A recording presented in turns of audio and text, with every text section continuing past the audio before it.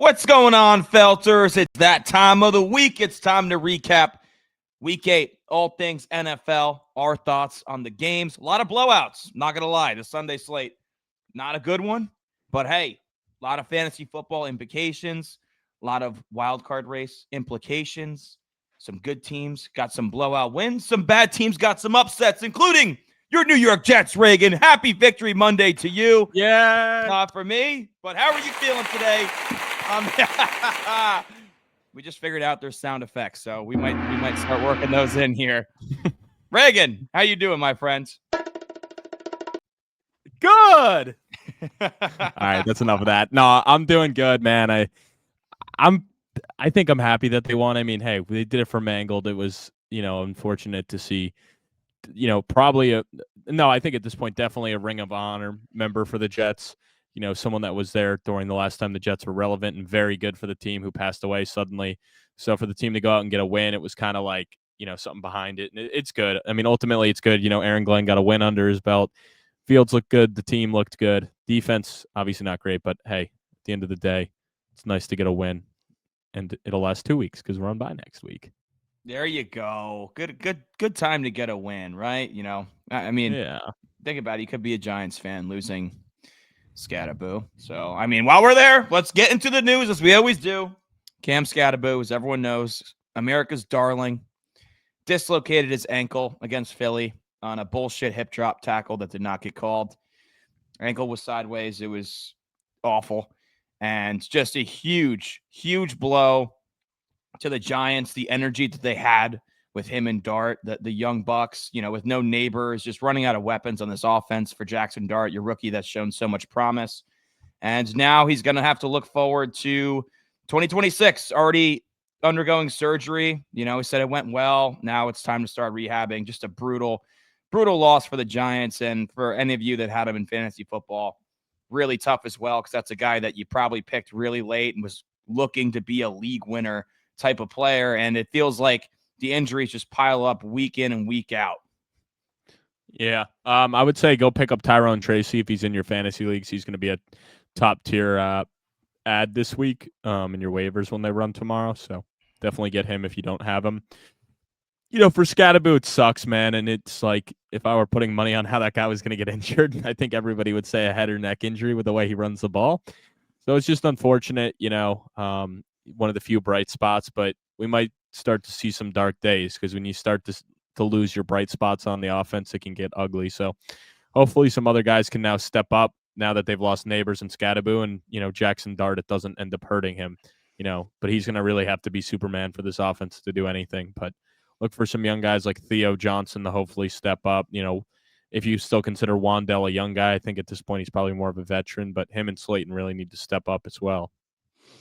Very true. Very true. Be on the lookout for a wide receiver edition as well this week. Trade deadline is a week from tomorrow as the time we're recording this podcast. So there should be a lot of news for us to talk about. But maybe at 2-6, they still do add a receiver, just given the fact that they want to support Jackson Dart in his development. And I don't even think it's arguable. Neighbors and Scatterboo probably the two best weapons on this offense. So maybe they'll make a move for a receiver, to be determined. Other injury news, Ed Oliver tears his bicep, out indefinitely for the Bills. I mean, just a stalwart of that defensive line on the interior. A Bills team that, damn, dude, just can't seem to stay healthy. They just keep losing guys. It feels like year in and year out on the defensive side of the ball. Your thoughts on the impact on this defensive line of the Bills for the rest of the season? I mean, it's a massive impact because, that's going to ultimately be the Achilles heel of this Buffalo team is, their defense. It's not, Josh Allen's going to do what he needs to do on the offensive side. It always comes down to, what their defense can do, and losing, your top tier players is not going to help. So this run defense has already been not amazing. So I think they're going to continue to get cash there. And Ed Oliver is one of the better interior, guys in terms of pressure. So that's going to hurt as well. They're not going to get that force from the interior that he can really cause, and shows you why he was such a high drafted pick out of Houston a couple of years back. Yeah, it's brutal, dude. I mean, they did say he could return for the postseason. So a little breath of fresh air for Bills fans, perhaps. But let's not deny the fact that the Patriots look really good right now, and they're in a race for the AFC East. So without Ed Oliver down the stretch, could be problematic. I'm sure Buffalo does not want to be on the road for a wild card game. No, all right, definitely not. Moving on here, Carson Wentz undergoing shoulder surgery, out for the season. It's his non-throwing shoulder. A lot of details came out later on today that he actually dislocated and had a partially torn labrum in the London game and played through it for 2.5 games while McCarthy was getting back from the ankle. And then, I mean, you saw he was just struggling Thursday, dude. Like he was on the sidelines, like screaming, like in pain. And I saw a lot of people give him shit on social media where it's like, all right, like, let's relax. You don't know what he's going through. And it comes out that he had a torn labrum in his shoulder. He's done. JJ McCarthy should be back this week, but no doubt the Vikings are probably in the quarterback market. Yeah, I mean, the whole thing's weird. It's very weird, because it's like, is McCarthy ready? That we haven't heard a lot, because originally when it was announced, it sounded like it wouldn't be a long thing, and now obviously it's been a long time. So if he's not back, I mean, you gotta think like they would be in the market. Who's their backup or their third string quarterback? Max Brosmer. Yeah, Max Brosmer. So I believe he's a rookie.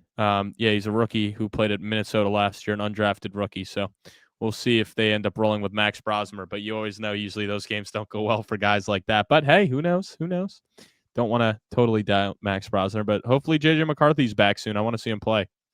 Even if McCarthy's back, they're going to need a backup. Do you think Russell Wilson comes into play here? Maybe. I mean, you would think one of Russ or Jameis. Like, I don't know why the Giants would hold on to both of them. Doesn't really make any sense. I think they'd probably want to keep Jameis because he's under contract for another year, where Russ is just done after this year. Dart's the guy. I saw it floated around a little bit today. So I don't really know what other veteran options are available that are out there, but it seems like an easy fit if they were to give him Russell Wilson for a late round pick swap. Mm-hmm. All right. Speaking of the trade deadline, the Titans trade corner Roger McCreary to the Rams in a late round pick swap here. McCreary drafted out of Auburn the second round 4 years ago. He's in the final year of his rookie deal. Perhaps that's why Tennessee traded him, because they didn't want to pay him. But on the flip side of that coin, the Titans have an unbelievable amount of cap space in the offseason. And McCreary is one of the younger, more solid players that they actually have on the defensive side of the ball. So an interesting move for Tennessee, parting ways. For the Rams, I like this move for this season, adding another player in the secondary that was drafted fairly high and has had some solid production in the league. And you know what? In a race for that NFC West, they need all the help they can get in the back end of that defense. Yeah.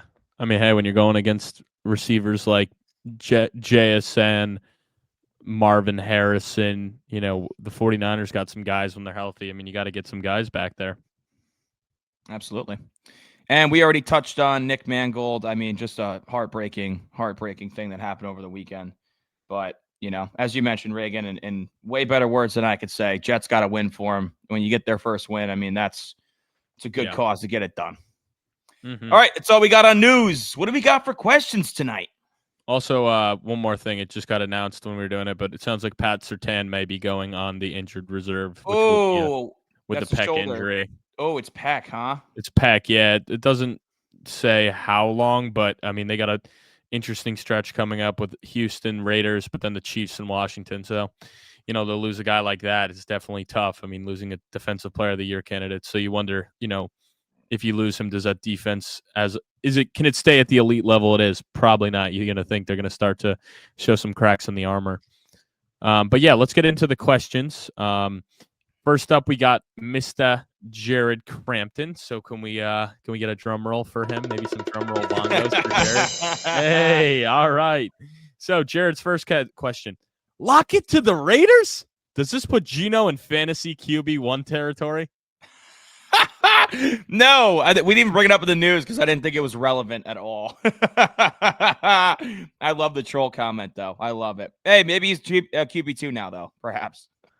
Yeah, I don't know. I mean, I guess Lockett could be a speculative ad. I mean, I picked up Amari Cooper when he signed with them for like a week this offseason. Like, you never know. I mean, especially if Jacoby Myers gets traded. I mean, Geno's got to throw the ball to somebody. But even in like the worst game scripts or the teams getting killed, which is good for fantasy. Like we saw last week, they lost 31-0 to the Chiefs, and it's like, well, you would have thought, of course, like when you're getting blown out that bad, like Geno would have done some stuff. He had like 60 passing yards, so it's like even when they're getting blown out, he's not getting the garbage time work. So I don't know. That whole team's just in a bad spot. They're cooked.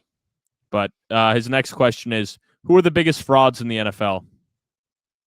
Oh man, biggest frauds. There's a few right now. You can't even put the Colts in that category anymore, can you? No. I don't think you can. Their offense is too dominant at 7-1. I really just don't think you can. I think Pittsburgh's an obvious one at 4-3. I mean, they were up on Green Bay last night, but just fell apart in the second half, particularly the fourth quarter. And, it's like, okay, who is Pittsburgh really beating? Sitting there with a winning record. Like, I'm thinking of teams just that have winning records. I mean, Chicago at 4-3, certainly in the conversation. You look at Caleb Williams. I was going to bring this up later, but I'll do it now. He has, I think, 4 passing touchdowns against the Cowboys, then 5 in the other 6 games. So that's very alarming because Ben Johnson was supposed to fix him. And their offense actually has not been much better, if at all, than it was last year. So I think that certainly comes into play. And then you want to go New England at 6-2. I mean, they got a big win over the Bills, but you still kind of see them coasting along with that easy schedule. Similar sentiment. And I know they got some injuries, but the Chargers are kind of fraudulent to me as well. With how they've played. Like, I mean, they got blown out by the Colts at home.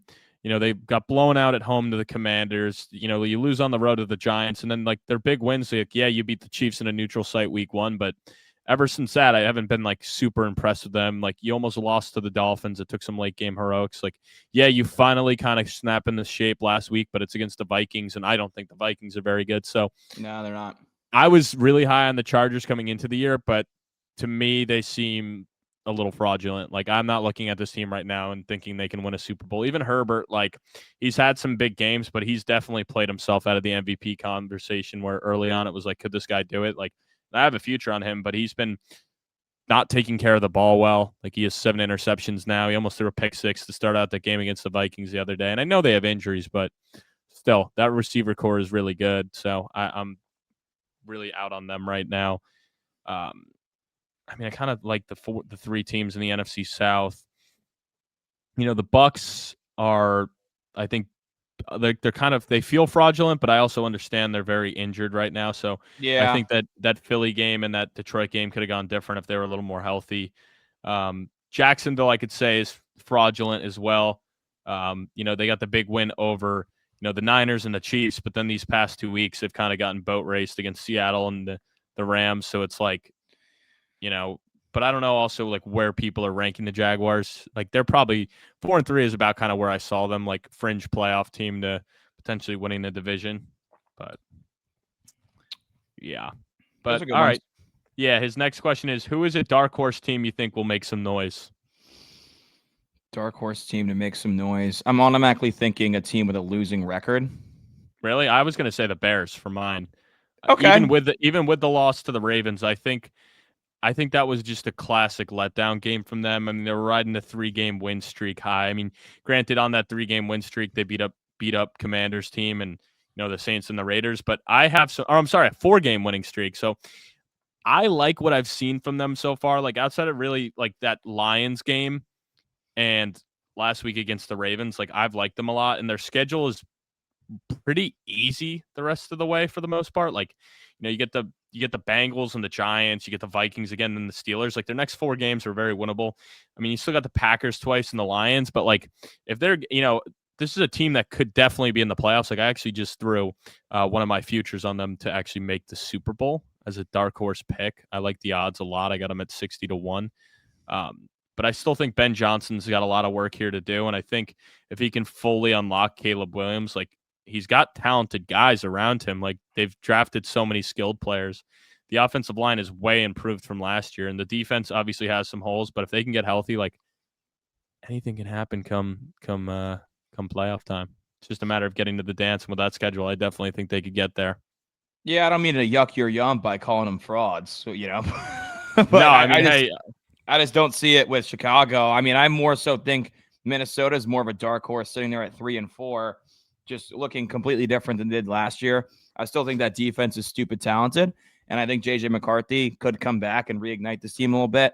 I don't think Carson Wentz really tells the full story and what they can be. And I know we talked about it last week where, Jefferson hasn't been that elite guy that you expected. Like, the production's there in terms of his receiving yardage, but he's not getting as many targets. The touchdowns are not there. I still think this offense can take it to another level. I mean, we saw it for a quarter in week 1, but if that's what McCarthy can kind of get towards, Minnesota can make a push for the playoffs, even sitting at 3-4. I also think the Commanders as well, just based on what we saw last year and getting to the NFC Championship game with a rookie quarterback, sitting here at 3-4, probably to lose tonight to Kansas City with Marcus Mariota. Yeah. But when Jayden gets back, he's going to have Debo and Terry for the first time in a long time. So maybe they can make some noise. Yeah. Although I do have my concerns on the defense, though, for the Commanders. That is a good one with the Commanders. It's definitely similar category to the Chicago. And then he wants to know, keep, trade, cut for redraft leagues. Tucker Kraft, Brock Bowers, Trey McBride. Oh, my God. How do you even good. do that? How do you even do that? Tucker Kraft on National Tight Ends Day just goes nuclear for over 150 yards and My 2 hero. touchdowns. And, yeah, your hero cashing you out big time. Do you want to tell the folks about how big you cashed out? Yeah, I took a tight end special. Tucker Kraft to lead all tight ends in receiving yards on the tight end day. And, going into the Sunday night game, I'm like, damn, this is very doable. Like, he's just got to out-yard any tight end on the Steelers and then beat Harold Fanning, who had 62 in the 1 o'clock game. So I'm like, 63 yards for him, and then just like beating Freiermuth and Jonnu Smith, like very reasonable. He went for like 140 something last night. Like, it wasn't even a close. He had like 59, I think, at halftime, and then just exploded like early in the third quarter for a big catch. I'm like, well, that's over. But I have him and Kittle in a dynasty league, and that's definitely like, I'm trying to trade one of them. I'm like, it's great. And another one I have him and Kelsey, and it's like, damn, like, do I want to start 2 tight ends? But for redraft, I mean, this year, man, it's got to be, you got to keep Kraft. I mean, I know the recency bias, but he's looked the best out of them. The offense is probably going to be the most high powers. Then I'm going to trade McBride because I was already higher on McBride God damn over it. Bowers. That's what I And had. I'm cutting Bowers. And the reason I'm cutting Bowers is not even because of the injuries. It's just the fact that Geno Smith's his quarterback, where at least with McBride, like, it hasn't mattered. Like, if it's Kyler or Jacoby Brissett. And honestly, with Brissett, he's actually been better. So, he's kind of quarterback proof. Where Bowers, it's just like, even if he's there, it's like, you saw what just happened to Kansas City. Like, he would have been taken out of it completely. So I don't really want any part of the Raiders offense. Like, they can't even run the ball right now, let alone pass the ball. It's just really ugly. I mean, we'll see if some things got fixed during the bye week, but yeah, I hate that you said that order because I thought you were going to keep McBride. I'm keeping Kraft just based on what I've seen. It doesn't matter who's at receiver for the Packers. Kraft is their go-to guy. And I'm going to keep McBride because I'm seeing the production now, like you said, quarterback proof. And I'm going to cut Bowers. The big thing with Bowers is I don't know if that knee is ever going to be right this season. And they can't block to save their lives. I mean, all of Raiders fans are erupting right now. I can't believe we took a running back at 6. And we can't even block for him. And I get it. It's an interesting debate to have. And they're saying that's why you take Armand Membu, the Jets guy, at 6 and shore up the right side of that offensive line.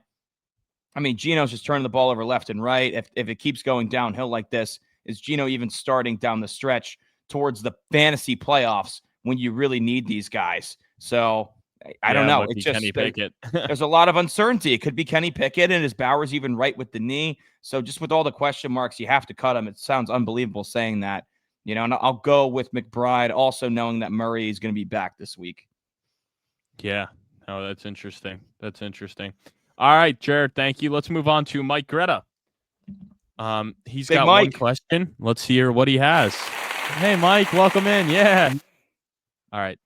So, fantasy football question. I'm in a 12-man league, 1 flex, and I was offered Omarion Hampton, and I would have to give up Rome Odunze. My receivers are JSN, Rashee Rice, Drake London, and Rome, but my running backs are thin. Jahmyr Gibbs, Rashad White, Bill, Charbonnet. And pending waivers, Tyrone Tracy, I'm 6-2, but I have no running back. Oh, his record's 6-2, but he has no running backs other than Gibbs. Should I make this trade? No, you do not make the trade. I actually was going to trade for Hampton. The fact he's still in a walking boot is very concerning. I know you can't start all 4 receivers at one time, but with bye weeks, this and that, I think you can make a move and leverage Rome to get a back that can play for you now. I understand your record's really good and you can wait for Hampton. I just think giving up Rome's a little too rich when the guy is literally still in a walking boot all these weeks later. Yeah, I mean, that's fair. It's obviously very risky, but I don't know. I mean, I would shop around before you do that. I don't hate that at all because I think Hampton could be a league winner. But I would shop around, see what else you can get for Rome before doing that. If you can't really get anything better, yeah, maybe you do that, or maybe you make him throw in somebody else, at least get another startable or flexible wide receiver as well. Make it a 2-for-1 and be like, listen, I'm taking Hampton. We don't know when he's going to be back, but I would definitely, shop around, see what other offers you can get before taking that offer. But thanks for submitting, Mike. So let's move on to Zach. Why is Zach? Oh, wait, hold on. Why is this Zach guy such a fucking tank in Felt 5? He is a tank in Felt 5. We're going to get into it, but yeah, Big Z had a big week this week, 13 units. He's up 36 on the season. It's unbelievable. It's the touchdowns and the alt lines on receivers. He cooks. I know he's smart. So me and him have completely different strategies. I go all big and then he goes safe.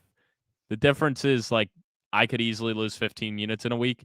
He's been safe. I'm just waiting for the week where his 5-unit play is minus 250. And then it's oh shit, I just lost fucking 12.5 units on it. Cause that's when it's going to hurt. Mm-hmm. But so far his strategy's working out well. I mean, he's leading the group. He's passed Dave. I believe I passed Dave now as well. So I think it's now him, me, Dave, and then you and Garrett way down there. Yeah, I'm down around even. Big G's big in the red after an 0-for-5 week. Oh. Yeah. And he goes, why don't you give him his own segment on the pod since he's such a tank? Hey, yeah, we could have those conversations, just hit us up offline. Yeah, hit us up offline. Any business inquiries you can email to around.the.felt.sports@gmail.com. We'd be happy to interview you as an unpaid intern. We're always looking to hire. So, all right. So he's got a punishment idea. That fantasy football punishment where you get lathered in honey and flour and shit thrown and poured on you. Well, you were supposed to do something like that in a dog cage. I guess we, don't have to necessarily do that in a dog cage, but that's not bad. It's called I think they call it a pancake breakfast or something where you get flour and then, like you said, the honey and all that stuff. Eggs. I already got a ton of eggs pelted at me. Yeah. No, that would be a good one that would be a good one, especially with how cold it's getting. All right. Any other comments or saying? Do you give the Ravens any legit shot of making the playoffs after beating the Bears? They're coming up game. I was going to say, he said their next couple games, they have Miami, Minnesota, Browns, Jets, Bengals with Lamar returning. So they have 5 games coming up against under 500 teams. Is it crazy to think that at the minimum they go 4-1 there? And they're sitting there right in the wild card hunt. Is it crazy to think they go 5-0 and rattle off a 6-game win streak with Lamar back? And then you're sitting there all right, we're above 500. We're in the thick of things here in the wild card race. Let's just get in and see what happens. That's all they need to do is just get in the dance with Lamar Jackson. And I certainly, if I had to bet on it right now, I would bet that they make the playoffs. I saw it was minus 130 for them to miss before the game against the Bears. Now that they won, it's probably around even odds, which is crazy for a 2-5 team. Yeah, I mean, I would think they can do it. I mean, even if they go 3 and even if they go, I guess it would be 5-4. Even if they go 3-2, in that stretch, I still think they're okay because I mean that 5-7. They'd be put you at 5-7. I don't even know though because I think you're still very much alive in that division because you're 5-7, but you have 2 games against the Steelers still. Good point. You'd have to sweep. So, I definitely think you can still go 3-2 and be alive. I think there's a very good chance at this point that the division winner is under 10 wins. I think there's a very good chance that a team gets in at 9-8 or maybe even 8-9 in this division the way it's going because they're going to beat up on each other, but I also think they're going to lose a lot of the out-of-conference games.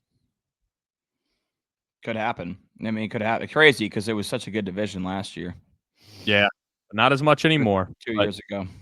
That's all we got for the questions. So thank you all for submitting, as always. All right. Before we get into the actual games, We already mentioned the Felt 5. We'll get into the picks for the week. Good week for Reagan. 8-4 against the spread, 10-2 on the money line. I went 6-6 against the spread, 8-4 against the money line. It's not going to get it done. And I also lost the big bet of the week last night. Steelers Packers. Revenge game did not work. Hot. Don't let me get hot. 2 in a row for Reagan. Revenge game did not work out for me. Yeah.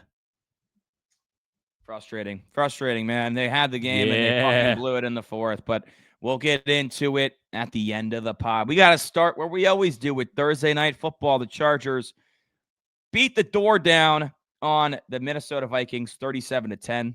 LA now 5-3. Minnesota 3-4.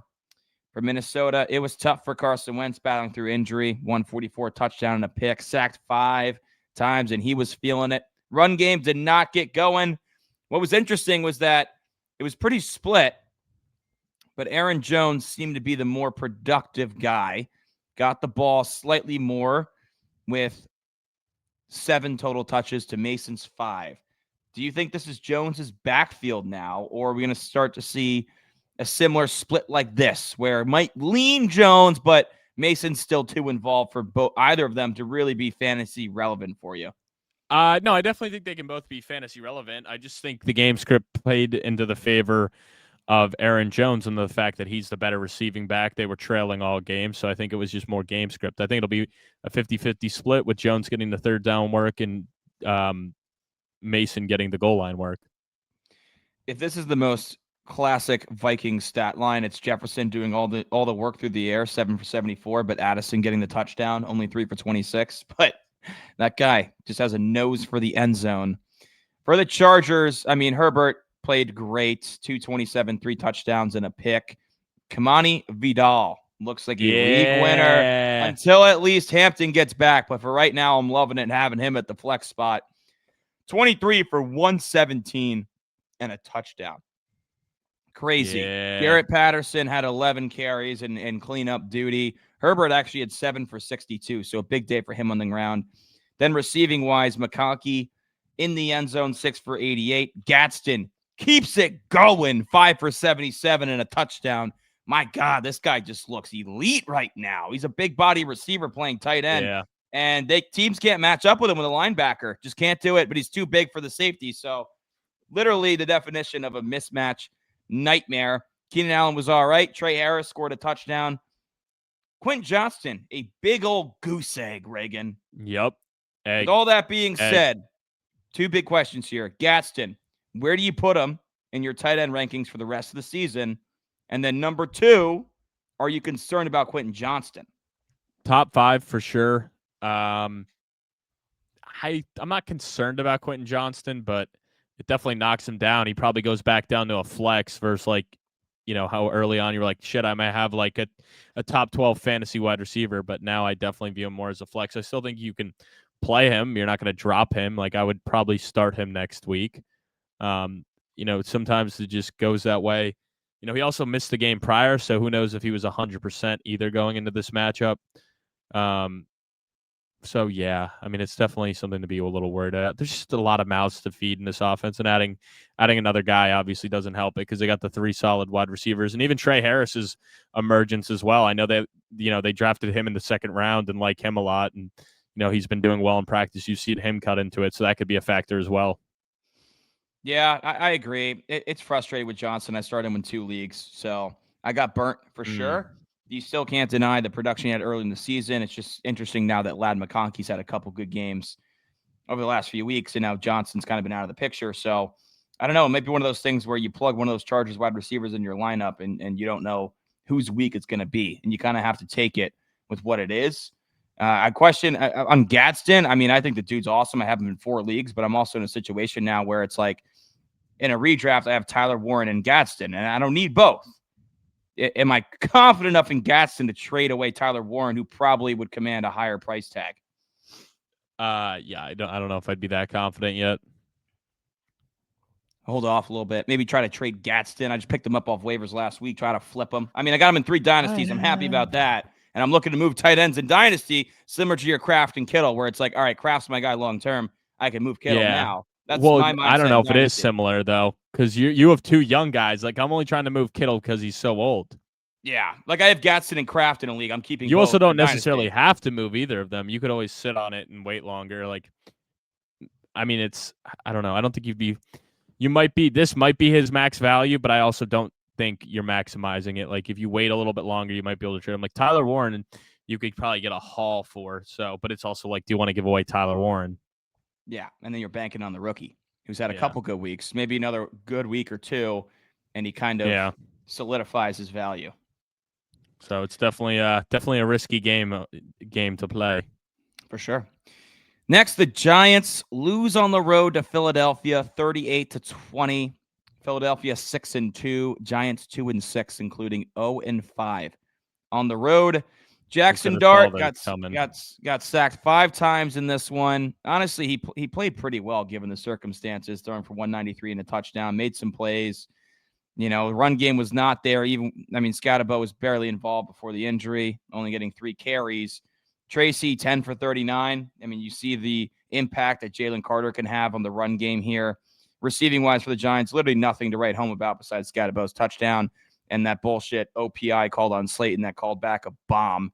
But outside of that, Slayton, again, absence. Really, really needs some help for the receivers there for New York. For Philadelphia, this is the blueprint, right? Barkley scores on a 65-yarder to start the game, and you're able to run the ball all day. Barkley goes for 150. Bigsby goes for over 100, only 9 carries. Really was not involved in this backfield before this week, and then he has a big impact. And it didn't even matter without A.J. Brown because Devontae Smith did his thing. Dotson caught a long touchdown. Goddard with 2 tutties on tight ends day, and then Barkley also added one through the air, 2 touchdowns for him. A little bit of a groin for Barkley. Apparently, he would have went back in if the game was closer, and they have their bye this week. So I'd expect him to be completely fine coming out of the bye.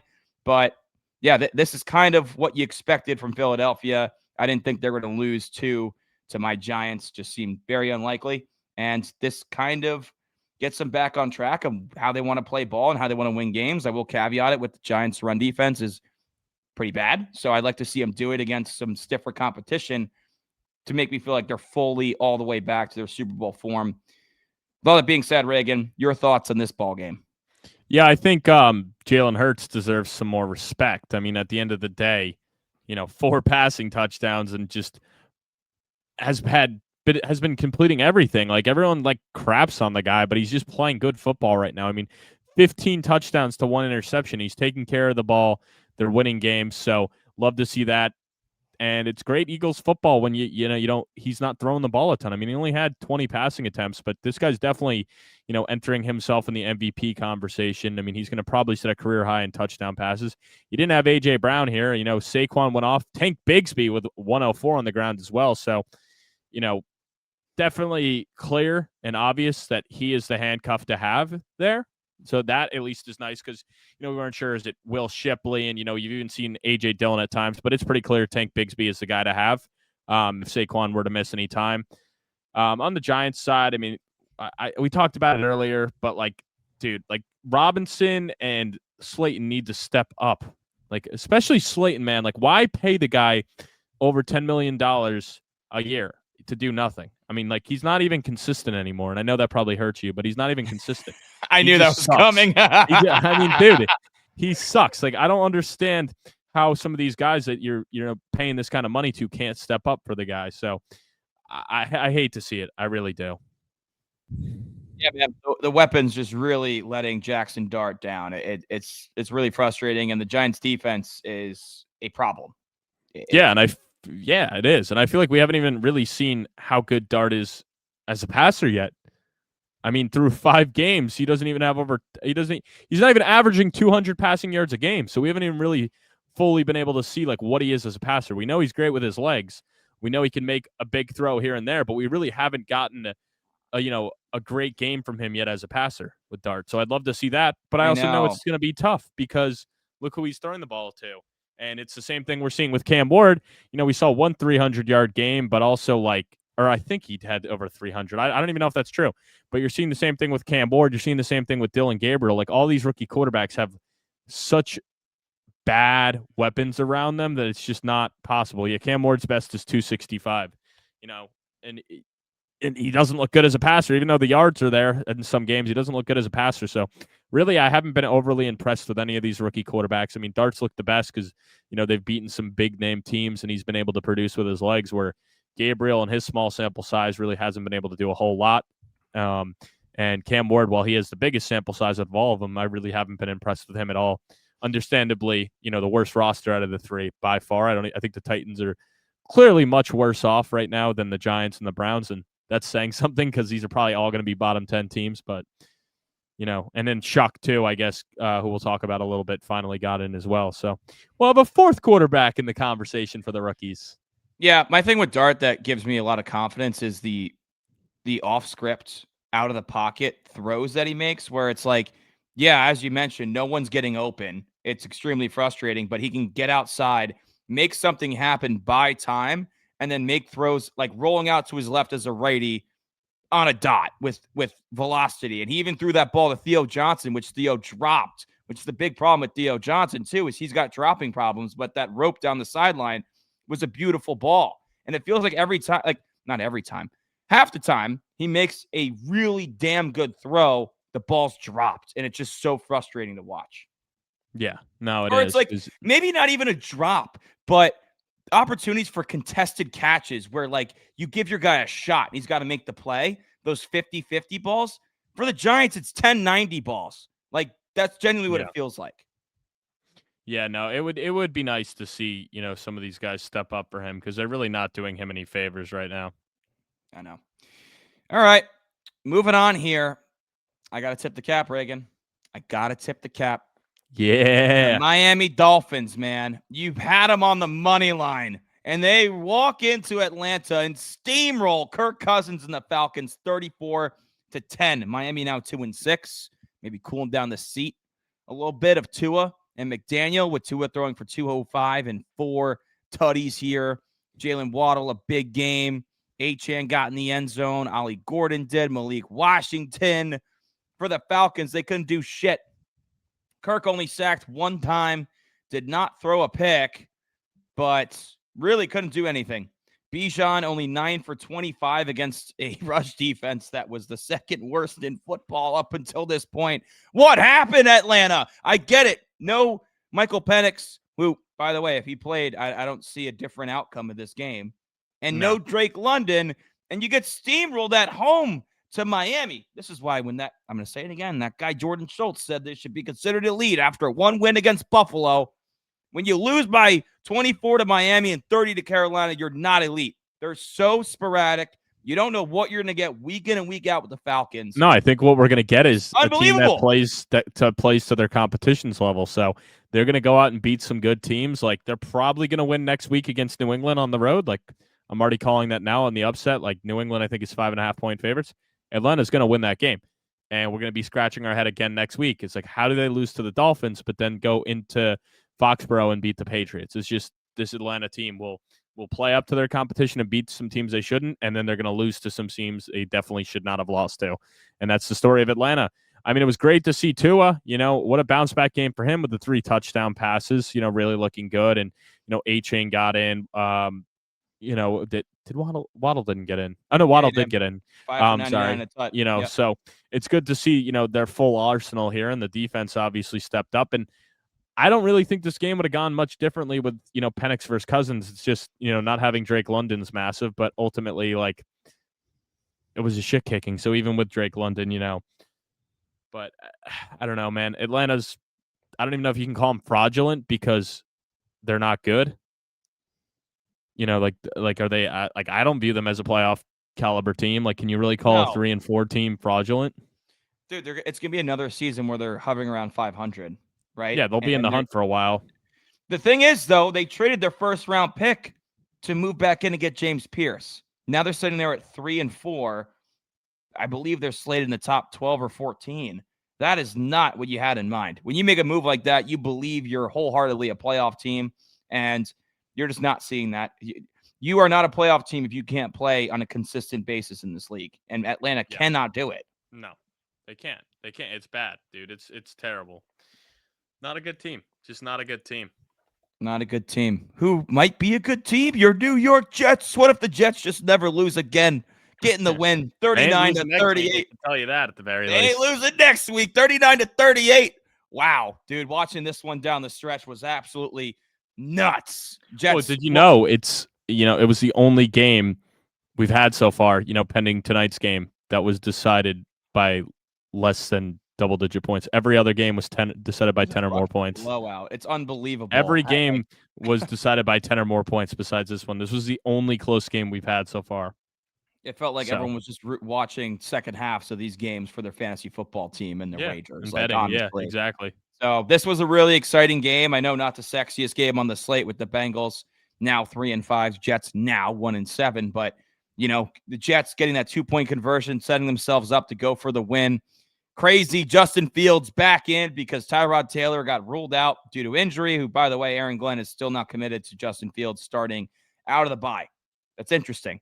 After he's led him to a win, throwing for 244 and a touchdown, not getting sacked once, which I think was the big thing here. And, also adding 31 on the ground. Really, though, it was the Breece Hall show, man. This is what you were waiting for all year. Finally scored his first touchdown, then scored again, and then threw a touchdown to Mason Taylor, which was freaking sick. That was just a sick play out of Breece Hall. So good for him. 3 total touchdowns. I mean, a shit ton of yardage, nearly 150. I mean, if you include his passing, he did hit 150 all-purpose yards. So that's what we were waiting for. I thought he'd do it against Dallas. He did it against Cincinnati in this vulnerable defense. Tyler Johnson also scored, the leading receiver for the Jets. For the Bengals, I mean, Flacco, you can't blame the guy. Throwing for 220, 2 touchdowns, very efficient, only sacked once. The run game was there. Chase Brown and Samaje Perine both had big days. I mean, Flacco even scored on the ground as well. Jamar Chase, 12 for 91. Score right there. He wouldn't have been on the wheel. No way he would have been on the wheel. Jamar Chase, 12 for 91 on 19 targets. Yeah, that's insane. Since Flacco got traded over, Jamar Chase in 3 games has more than 50 targets. That is unbelievable. T. Higgins only had 1 catch on 2 targets. However, it was a 44-yard touchdown. I mean, just a huge day for fantasy here. We've already talked about the Jets, and, they got their bye next week. A good one for them to get a win under the belt. For the Bengals, though, I don't think we thought they're going to be a playoff team with Joe Flacco, just given the state of that defense and that offensive line. But we thought they'd certainly be a fun and frisky team, and that's what they've been. I'm more so concerned about T. Higgins here. If you're a T. Higgins fantasy holder, seeing Jamar Chase get 19 targets and T only 2, is it time to put T on the bench? How worried are you? I mean, he still scored, and he scored against he didn't score against Pittsburgh, but was heavily targeted. I'm not worried at all about T. I would keep playing him as long as Joe Flacco's the quarterback. Like, there's going to be a lot of opportunities. I think they'll address this, and at the end of the day, even if it's like 8 targets, like, I'm still taking that. Like, T's such a big body guy, like, he can score on any play, and he's going to be targeted in the end zone. So I wouldn't be worried. Also, like, you got to think, like, Chase Brown's been so inefficient and so unaffected. Like, this is just a good matchup where they were able to utilize him as a runner the past couple weeks, and they're starting to figure some stuff out. But I'm not worried about T at all, to be honest. Do you think Perine cuts into Chase Brown's workload after going 9 for 94 in a touchdown, or does Chase Brown's big day kind of weed him off a little bit? I wouldn't be too worried. I mean, Perine's going to probably have like 25%, but Brown's still like a flex play. He's not going to be the he's never going to return on the value you drafted him to be because of Joe Burrow going down. But I guess Chase may still, the way he's been playing, but still probably not. He might. I don't know. I mean, 19 targets. I don't know if you'd even get that with Burrow. So, but Higgins, some of these other guys, like, they're not going to return where you were drafting them at. Yes, sir. All right, man. The Brownies go on the road to Foxborough, and they find out. They fucked around and they found out about Drake May and this Patriots team. Now 6-2 for the Pats. Cleveland 2-6, the inverse. Drake May, I mean, this guy, the definition of efficiency. 18 for 24, 282, 3 touchdowns. Did have the pick. Did get sacked 6 times, 5 of which were from Myles Garrett. That's insane to lose that bad. Did you see Myles Garrett on the bench? You see him on the bench at the end of the game? Out, which I don't blame him. He freaked out. He was sitting there by himself. Like, one singular defensive player sacks the quarterback 5 times. You're like, I literally did everything I could, and we still lost by 19 points. Got a feel for the guy, but hey, this is what he signed up for literally this offseason. So it is what it is. I can't blame him. Can't blame him. For the Pats, Matt Collins, a big day. Kayshon Boutte, called that out last week for a guy to spot start, 3 for 75 and a touchdown. Only has 12 targets over the last 3 games, but he's scoring 4 touchdowns over that span, and, he's making big plays. So Kayshon Boutte, hell yeah. Stephon Diggs scored as well. Only 3 catches on 8 targets, though. Yeah, I don't know what happened to him since that Buffalo game. It just seems like I don't know. Is it more of a thing where it's like they have a all hands on deck approach like Buffalo, and just that guy's weak? You know what I mean? Like probably what it is. Like that. It might just probably be like what it that. is. What it is. Hunter I think Henry they also want to run the ball first too. That's true. Hunter Henry also scored on tight ends day. Oh, my guy Travion, man! Right when it looks like he's going to take the role, 10 for 75, along a 27, while Ramondre goes 14 for 34. Stick it was inefficiencies. And then, God damn it, Travion fumbled. He fumbled. The guy didn't fumble in college once. I've been beating the drum to play him. Get the fumbleitis Ramondre off the goddamn field. Henderson looks like he's taking it over, and he fucking fumbled. Oh, so frustrating. So frustrating. But I still think this was a massive game for him and getting more of a workload. And he potentially down the stretch could be the lead back and maybe return on investment for where you drafted him. But given the first half of the season, I don't know if that's the case. Yeah, I'm going to say no. I think it's time to give up on him, at least for this year, buddy. I think it's time. Like I got offered him and Harold Fannin for Bill, and I said no because I'm in on Bill's potential and Bill's, getting the workload. I don't see, unless Ramondre gets injured, which I'm not projecting, I don't see anything changing. They're winning games. Like, that's the thing. They're winning with this style, so they're not going to change it.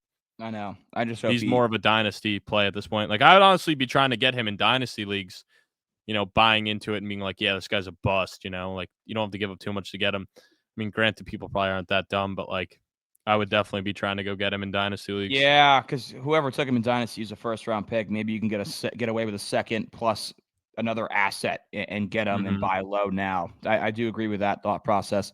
For the Browns here, nothing really doing. I mean, Gabriel threw for 156, 2 touchdowns, 2 picks. Not ideal. I mean, he's, the wide receivers here does not really helping him out. Judy was goose-egged. Isaiah Bond goose-egged. I mean, Judkins left with the shoulder. AC joints will be good, though, at least. Yeah, so they got a bye coming up, so he should be fine coming out of the bye, but only 9 for 19. I know we talked about it last week, Reagan, before this game, how New England's been so good against the run, and they really proved it here. They shut down this run game in its entirety. Well, yeah, it's not even that, too. It was just kind of like, yeah, like, why would you not? Like, that's just a classic Bill Belichick, like, Patriots right there, and Vrabel learned from him, like, oh, yeah, like, the only way we're going to lose this game is if we let Judkins cook. Like, we'll play our cards with Dylan Gabriel, who has shown, like, a little bit of flashes, but thus far has shown he's not a great passer and not able to throw the ball downfield. Like, let's test him, and they clearly did, and it worked out well. That is true. All right, man, your Carolina Panthers got their asses kicked with Andy Dalton, 40-9 to Buffalo. Dalton threw a pick, sacked 7 times. Only 175 passing yards. Not ideal. Ted McMillan, though, 7 for 99. That was great to see. And the big story out of Carolina is the backfield. Chuba Hubbard did score the touchdown, 12 for 34. However, it was Rico Dowdle, way more efficient, broke off the long run of the day of 24 yards for Carolina. He went 8 for 54.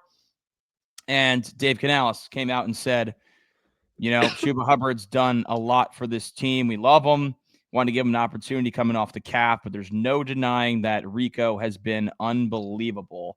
So it seems like Rico Dowdle has established himself as the lead back in that backfield moving forward here. Good news, bad news. What do you think about that? I mean, it's good for the Panthers. It's probably not great for most people because I would think most people probably had Rico as a handcuff to Chuba.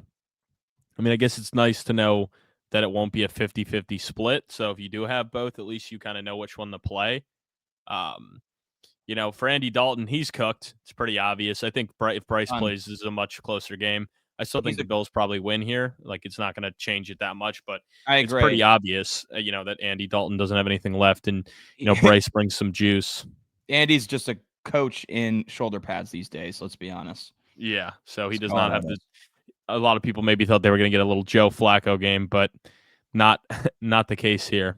No, for Buffalo, I mean, Allen really didn't have to do much through the air. Only 163 a touchdown.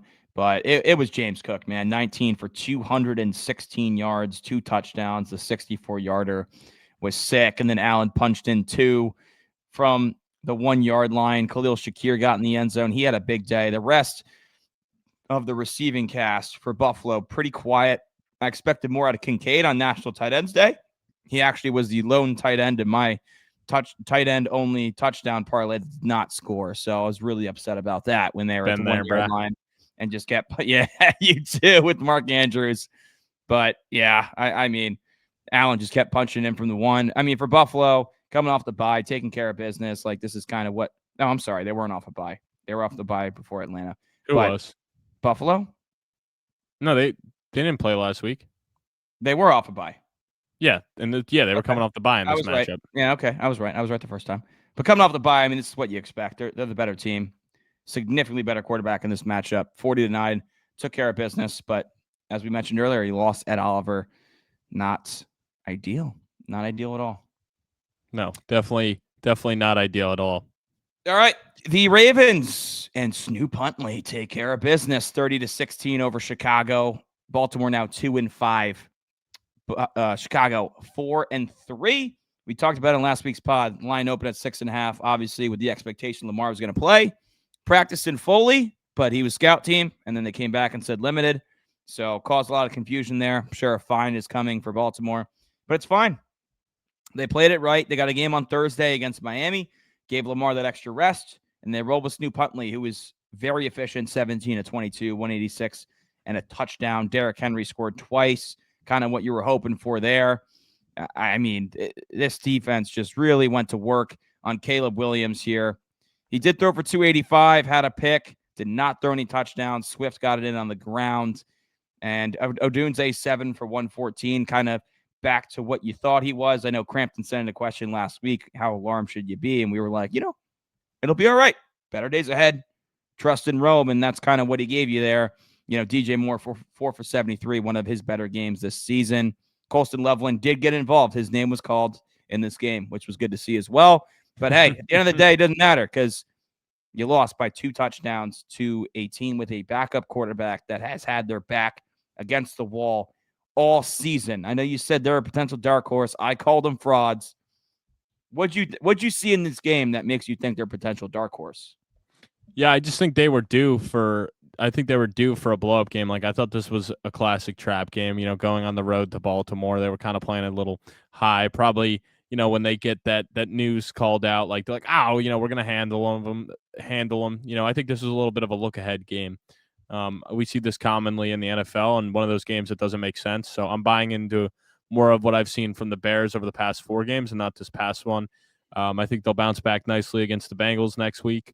I still like Caleb a lot. I just think ultimately they got off their game script early. Like, I think them trying to establish the run with Monungai and Swift is a better game plan for them. So I don't love how they got away from that so quick. And I understand, you can't establish the run and you're getting down. It's tough, but I don't think that's going to be the recipe for success, is making Caleb Williams try to be this elite, passer. Like, only running the ball 23 times is not great. Like, 18 carries between Swift and Monungai. Like, I'd love to see that up closer to 30 and not see Caleb throw the ball 38 times.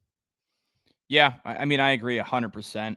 They really couldn't get the run game going. I'm more thinking about Baltimore in here and how this win with Snoop Huntley can really catapult their season. You expect them with Lamar back to take care of Miami, and then, you got a mini bye playing on Thursday to give Lamar more rest. And, this could be a win that we look back on the end of the season where it's like that's really what started them getting back into the playoff picture and getting their mojo back to the team that we think they can make. Particularly the defensive side of the ball, too. Like, the defense has been so bad, and I was, like, impressed with how they looked against Caleb in this Bears offense. Good one for Derrick Henry as well. I know a lot of people have been worried about him, but it was nice to see him, now put together 2 good weeks back to back without Lamar. So you got to think once Lamar comes back, like he's going to be fully ready to go because he went for over 100, 2 weeks ago against the Rams with Huntley, and now to put in another good game with Huntley, you got to think he's back and hopefully over those fumble issues as well. I actually think he's going to run for 150 and at least 1 touchdown against Miami on Thursday. I think he's going to get rolling, and it's going to be, all right, this is Derrick Henry that I drafted very high in fantasy. This is the Derrick Henry that we know. He also passed Walter. He passed Walter Payton for 5th all-time in rushing touchdowns, which is nuts. I mean, we're watching a Hall of Famer at work, so enjoy it while you can. Primetime Derrick Henry is good. Very good. That is true. All right, man. One that neither you nor I were too excited about, but the Texans. Yeah. Man, those Texans fans, they're just chomping at the bit to get back in our comments. They get the win 26-15 over the Mac Jones-led Niners. Houston now 3-4, San Fran 5-3.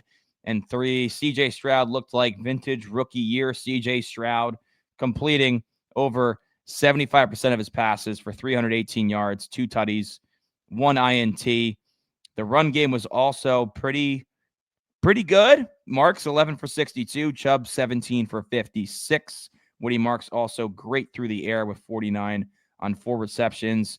No Nico Collins, no Christian Kirk, no problem because Xavier Hutchinson's going to step up and score. So is Jayden Higgins. Jalen Noel having a solid game. The Young Bucks for Houston really stepped up here. And their defense, man, I think it's time to start putting them up there and considering them amongst the best. Maybe better than Denver's. It's pretty obvious that Woody Marks is better than Nick Chubb. So Absolutely. I hope that, I don't really understand what the thought process is there for an offense that struggles a lot. Like, it's clear one guy has juice and one guy's cooked. So I'm not really sure what's going on there. I feel like we've been kind of fully robbed of his potential. And D'Amico said today, still no update on Joe Mixon. That makes me think he's done for the year. So Woody Marks is, if you got him when you could have a couple weeks ago, he might be a guy that can really help you make a run in the playoffs. Yeah, no, I fully think Mixon's probably done this year. I mean, there's no indication that he'll be back. So, unfortunately, if you took the risk on him, you got fucked. I mean, this Texans defense is legit. Mac Jones now 2 games in a row of, really turning the clock back. It almost is like, damn, if Purdy came back, this guy probably would have played himself into a nice starting role or big contract next year, where it's like now he's struggled a little bit the past 2 games and is kind of like playing himself out of a future nice contract. That's true. And there's talks that Purdy could be back for this Sunday against my Giants. Sure, the way he's looked the past 2 games is definitely making them want to rush him back, where a couple games prior it was like, all right, take your time, and now it's like, all right, we need him back. I know. We were having that conversation where it's like, are they just as good with Mac Jones? But, to your point, throwing a pick, a little inefficient in this one.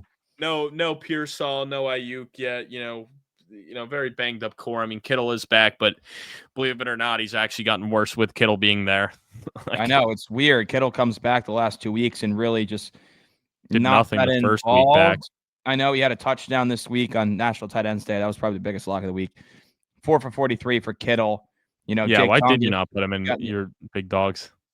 Because I already did big dogs and then found out after it was National Tight Ends Day, and I was like, no, I should have edited it, but I still don't feel bad about big dogs. Not to get off track, but we hit Metcalf, we hit Scatterbo. I didn't realize that RJ Harvey would score twice and not J.K. Dobbins. No, 3 times actually. 3 times, not the starting running back. And Ibuka had 2 targets in the end zone that hit his hand. So it's like, God damn it, we were right there. So a little frustrating, but not to get off topic. But Big Dog's a little flustered for the Niners. Outside of the Mac Jones talk, I mean, McCaffrey kind of got bottled up this one on the ground. Only had 3 for 43 through the air. I say only because for McCaffrey, that's one of his worst games through the air this season, which is pretty good for most running backs. But I'm not concerned about the Niners, man, at 5-3 on the road. Houston defense got the better of them. They're still fine long-term with Birdie coming back, and they got Pearsall and Ayuk still waiting in the wings. And you know what? The defense, they only allowed 26 to Houston. I guess this Houston offense has been really bad, so maybe it's somewhat alarming, but I don't know. I'm not ringing the alarm bells just yet. Yeah, no, I don't think I am either. Oh, you're not either. Yeah, I wouldn't be ringing the alarm. I mean, unless you want to. Oh, Hey. I was wondering what you were doing, trying to find that alarm bell. Yeah, That's no, really good. I'm not worried. I'm not worried about it. That's I mean, the Niners just got so many injuries right now, but they're just a team that's going to compete every week. Like, it doesn't matter what it is. Like, I'm not counting them out. As long as Shanahan's there, like they're going to be relevant. So that's kind of where valid. I am.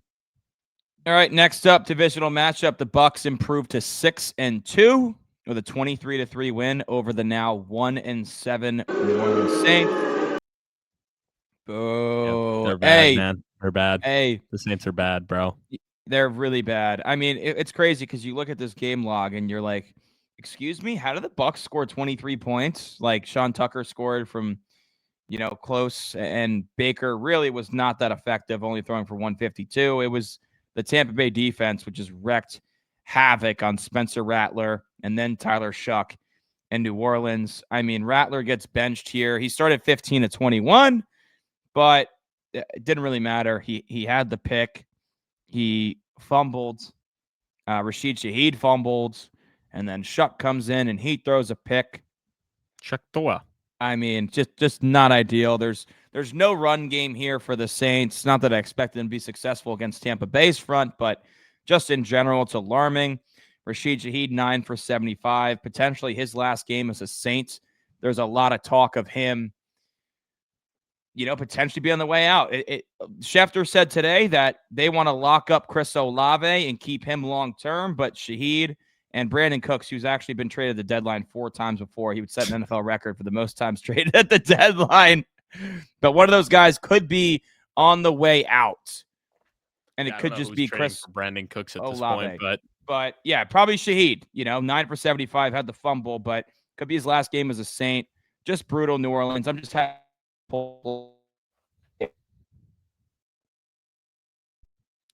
he froze on my end. Paused it. But where were you at, man? Where were you at? Yeah, I'm just saying. Sorry, my Wi-Fi shit the bed, guys. But I'm just saying, I'm happy it's Shuck Tua time in New Orleans. You take him in the second round. Let's see what the kid's got. You're 1-7. It's time to move on from Spencer Rattler. At least as your starter. Yeah, I would like to see what Shuck can do. I mean, they obviously spent the capital on him. They have this core isn't terrible. Even if they do end up trading Shaheed or I don't really care if they trade Cooks or not, but like if they're going to keep Olave around for him, that's great. And maybe Shuck can help unlock Kamara as well, because clearly with Rattler, like Kamara is not fantasy relevant. Like if anything, like he should be on your benches at this point. I mean, you obviously can't bench a starting running back for fantasy, but like it's not ideal. If they did trade Kamara, I mean, Devin Neal's a guy to pay attention to. Mm-hmm. If he's would be the de facto starter, I guess, but they may bring in some other names as well. I don't know. This deadline will be interesting, but you got to think the Saints are going to be one of the biggest sellers, especially for Kellen Moore, like a first-year coach. He's going to want to get his guys in there. But yeah, I mean, just not ideal. Not ideal. Not at all. All right. Next game we got on the docket. The Denver Broncos whoop Dallas's ass. 44-24. They improved to 6-2, and they're on a 5-game winning streak, including 4-0 at home. Dallas goes to 3-4-1. It was easily Prescott's worst game of the season, and that's despite Denver losing Pat Surtain in the first half. He went for 188, 2 INTs here. Run game, not super efficient, but Javonte did score twice in his revenge game. Pickens and CeeDee Lamb, very similar stat line, 7 for 78 for Pickens, 7 for 74 for Lamb. For Denver, it was the RJ Harvey breakout game. Bo Nix, 247, 4 tutties, and a touch and an INT. One of those going to RJ Harvey through the air, who also added 2 on the ground, although 7 for 46 compared to Dobbins, 15 for 111 on the ground. This Dallas defense just continues to let up a lot of yards and a lot of points, to the point where Jerry Jones has said, I don't know if one singular defensive player can change the tide here. And it's an interesting comment when you consider that they traded a guy that is beating triple teams in Green Bay and Micah Parsons. But yeah, it's crazy you know, how big of a difference losing him has had. I mean, obviously the secondary, like guys like Bland and Diggs used to be very good, are not good anymore. Very yeah. bland. Well, Diggs is out, but Bland, like, well, I mean, he had that pick Diggs six also just isn't recently, good but anymore. doesn't really matter.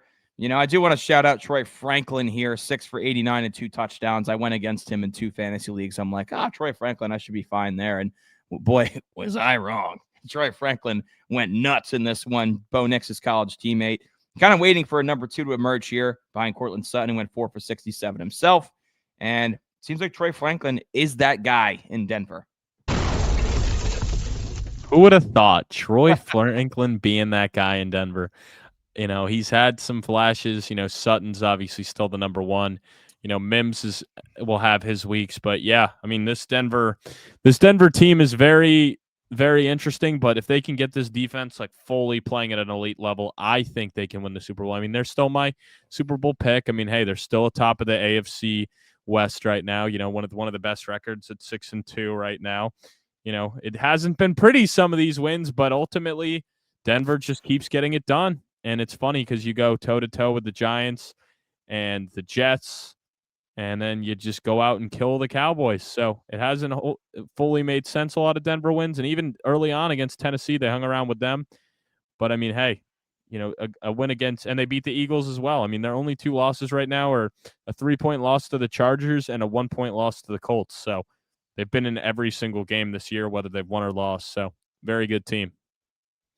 They are a very good team. And I think it's safe to say the AFC West is the best division in football, correct? With Kansas City, Denver, LA. Make a case for the NFC West, and you can also make a case for the NFC North. But I would say probably the NFC West is a strong case, just with, you know, 3-5 win teams as well. Okay. The West Coast teams are getting it done. Yeah. I don't know. I'll take KC, Denver, and LA over those 3, though. No, I will. I me. agree. But I'm just saying to play devil's advocate, but I agree. Okay. I hear you. All right, man. We got 2 more games to go through on tonight's pod. We're going to start with the Colts, 38-14 over the Titans. They're 7-1. Titans 1-7. Cam Ward, 259, a touchdown and a pick.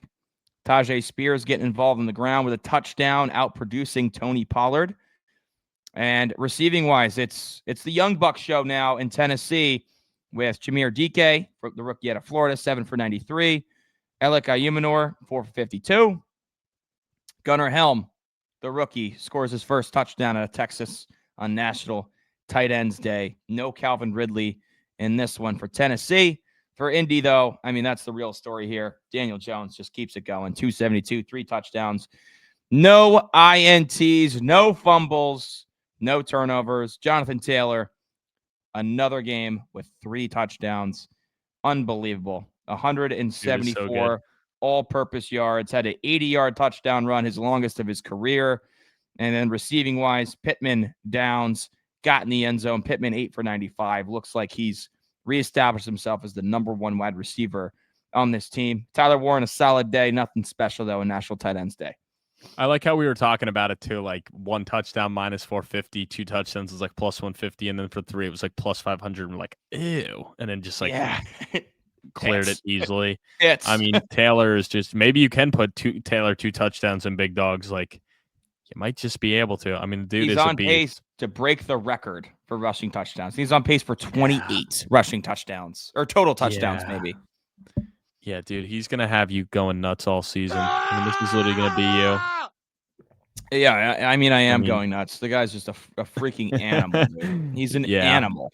Well, I hope people didn't listen to you on that one. You had some good calls, but that was definitely one I hope people did not listen to you on. Oh, no, that was my worst call for sure. But it wasn't based on who he is as a player, and I'm going to keep saying this every week because it's the only thing I can say because I look like a dick. But it's because of the injury concerns in the past. So, yeah, he's a goddamn specimen. I mean, tip the cap. Yeah. He's a beast. And this Colts offense, they said on the broadcast, because he had a rushing touchdown that got called back and then he scored through the air. But they said he would have been, it was a push pass. He said he would have been the first player to have 3 rushing touchdowns in 3 straight games against the team.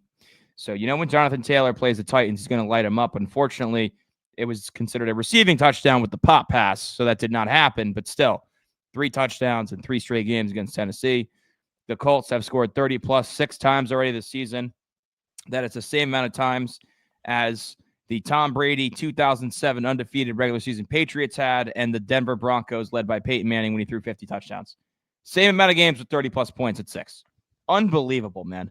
Like, honestly, one of the most unexpected things I've ever seen in the NFL in my lifetime. Well, Daniel Jones is also on pace to shatter like all of his metrics as a Giant. Like every stat. Like, he's by far having the best season of his career. He's already had a better season than, like, in 10 games last year. He's like basically beating every stat within 8 games this year. It's absurd how much better he is. And you got to think he's going to be getting MVP looks. I mean, Taylor and him are definitely going to be in the MVP conversation.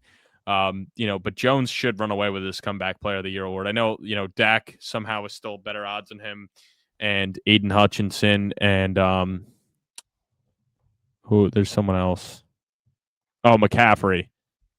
But what Jones is doing is more impressive than those guys. Yeah, I think Jones should be the comeback player of the year. If I had to pick one of the guys for MVP between him and Taylor, I'd go Taylor. Taylor, yeah. But, the running back usually doesn't win that. But I think in this instance, if he breaks the rushing touchdown record, he's in consideration. I mean, we even saw last year when Saquon went for 2,000 and they were dominant that it still went to quarterbacks. But there's also no quarterback sticking out right now either. So that definitely helps as well. Yeah. All right, man. Last game we got Sunday Night Football. The Packers come from behind in the second half, 35-25 win over the Steelers. Now 5-1-1 for the Green Bay Packers, 4-3 for Pittsburgh. Jordan Love outdueled his former mentor in Aaron Rodgers, going for 360 yards and 3 tutties. What a performance out of him, in which Josh Jacobs really didn't get anything going on the ground. He did score, but 13 for 33. It was actually Emanuel Wilson, the leading rusher, 11 for 61. Mentioned it earlier, Tucker Kraft, National Tight Ends Day, 7 for 143. 2 tutties. Christian Watson, 4 for 85 in his first game back from the ACL in a very quick recovery. So good for him. And, the rest of the Packers kind of did their thing outside of Matthew Golden, who was really bad in this one. Really didn't do much for you if you started him. For the Steelers here, Rodgers didn't play bad. I mean, 219, 2 tutties. Got sacked 3 times. Warren was fine on the ground. Metcalf and Roman Wilson got in the end zone. But, they just kind of fell apart in the second half. The defense got clobbered, and Rodgers just couldn't get enough touchdowns on the board. You know what I mean? And I noticed on third down, they kept bringing Micah Parsons in, like, through the A-gap a lot, and that was just totally throwing him off completely. You could see, like, every time it was just really throwing Rodgers off when they would bring that look, and he was trying to get the ball out so quick because Parsons was just blowing through that offensive line. Exactly. He's so good. He's just unbelievable. I mean, the triple team, getting that sack on Rodgers was nuts. And, it's hard to blame the offense when you hang 25 points. Like, that gives you a fighting chance to win any week. But when Boswell's got to kick 4 field goals. Yeah, some and your bombs. defense Bombswell. You hit some bombs away. Your defense falls apart in the second half like that. Really frustrating for a Steelers team that kind of is known for the defensive side of the ball and who they got on that side. Yeah, I mean, he cooked. I had him in a fantasy league. He got me 20-something points. I think he got 21 or 20. No, 20. I saw a meme. Just 3 straight 50-yard field goals. Oh, my gosh. The meme was like, I love fantasy football. It's like Chris Boswell with 20 fantasy points. There's a picture of, like, McCaffrey and Bijan Robinson and 2 other, like, studs, like Emeka Ibuka. Like, these guys combined for, like, 18. It's like, any given week, man. The kickers. Don't sleep on the kickers. Don't sleep on the kickers, yeah. And Boswell's one you definitely want to have because the Steelers are going to be the Steelers. I know, man. And I mentioned it earlier. I think the Steelers are fraudulent. I think it's just another year where they're going to be pretty good, but nothing special. And they're going to beat bad teams and lose to legit teams. And make no bones about it. Green Bay at 5-1-1. Certainly a legit team. Like, they're damn good. They're scary, especially when their offense is firing on all cylinders like this. And they didn't really have their run game here, but it's the play action off of it. It's under center. It's Jordan Love finding Tucker Kraft, who's established himself amongst one of the best tight ends in the league. And then it's all right. spread the wealth around to our receiver core, which are more than serviceable. Yeah. No, definitely. I mean, this Packers team is legit, and the Steelers are just kind of what they always are. Like, they can win some big games. They're going to hang around 500. Like, they're probably looking at an 8. They'll probably still win over 500. They're probably looking at a 9-8 or a 10-7 season, and either just squeaking in or, I mean, they still very much could win that division. I'm not going to sit here and act like the Ravens are just like guaranteed to win it, but I don't know. The Steelers definitely don't want to run away with it. That's for sure. No, they don't, man. That wraps up all the games on the docket. Drop a like, drop a comment, drop a sub. We see the subs climbing. We appreciate it. We're on a goal to 1,000 subs before the Super Bowl. We're almost there, man. We're almost there. Climbing the ranks. We appreciate your support. Keep it going. We're going to be back later this week, as we always are, to talk Week 9, getting ready for the slate. We appreciate you tuning in. We'll catch you soon on Around the Felt Sports.